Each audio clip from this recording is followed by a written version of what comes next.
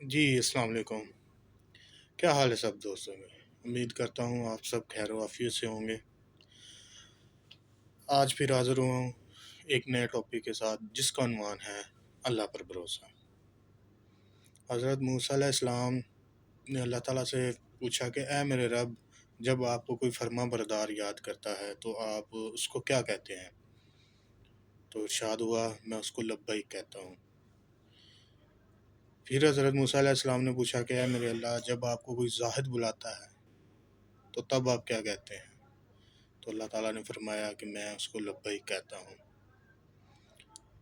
حضرت موسیٰ علیہ السلام نے پھر پوچھا کہ اے میرے اللہ، جب آپ کو کوئی روزہ دار بلاتا ہے، روزہ رکھنے والا شخص جب آپ کو بلاتا ہے تو آپ کیا کہتے ہیں؟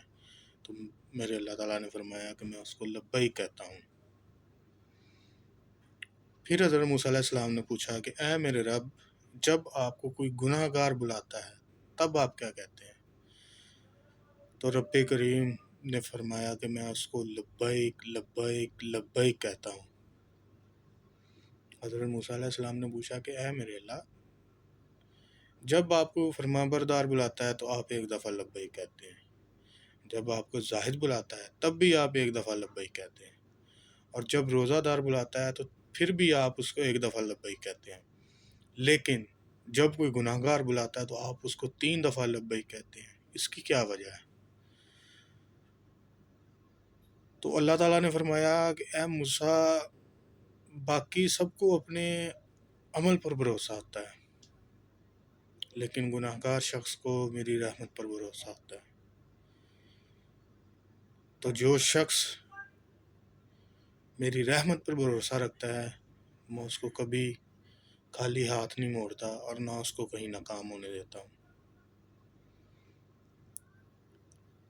اسی سلسلے میں نبی کریم رؤوف الرحیم، تاجدار انبیاء، تاجدار دو جہاں، خاتم النبیین حضرت محمد صلی اللہ علیہ وآلہ وسلم نے فرمایا کہ بے شک اللہ اور اس کے فرشتے ان لوگوں پر رحمت بھیجتے ہیں جو اپنے گناہوں کا اعتراف کر لیتے ہیں۔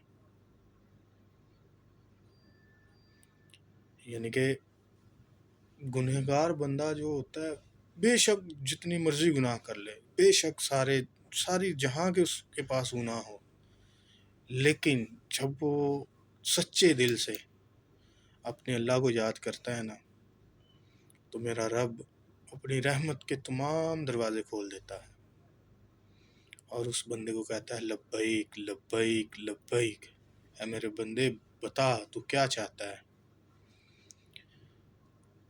اور اللہ تعالیٰ کو بہت کام پسند ہے جو بندہ اللہ تعالیٰ سے دعا مانگتا ہے، جو بھی چیز مانگتا ہے اللہ سے، جائز چیز مانگتا ہے، اللہ تعالیٰ اس کام کو بہت پسند کرتا ہے کہ یہ بندہ مجھ سے مانگ رہا ہے۔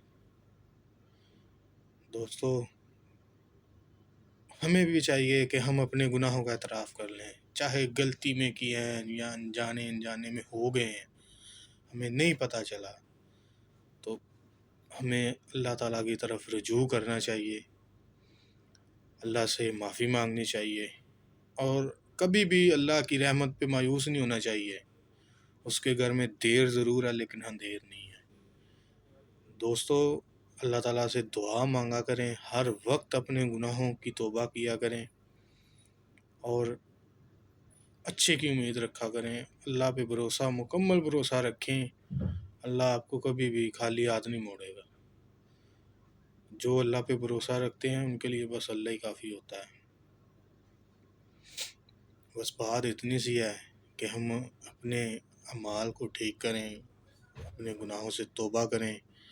توبہ کرنے، گناہوں کا اعتراف کرنے والا شخص نیچا نہیں ہوتا بلکہ اس کا رتبہ اور زیادہ بڑھ جاتا ہے، اور میرے رب کے خزانوں میں رحمت کی کمی نہیں ہے، اس کے پاس بہت رحمت ہے۔ جتنی بار بھی بندہ اللہ اپنے کو یاد کرتا ہے، رب کو یاد کرتا ہے، میرا اللہ اس کو خالی یاد نہیں موڑتا۔ تو دوستو، کوشش کیا کریں کہ گناہوں سے بچیں اور ہر وقت اللہ سے توبہ کیا کریں اپنے گناہوں کی۔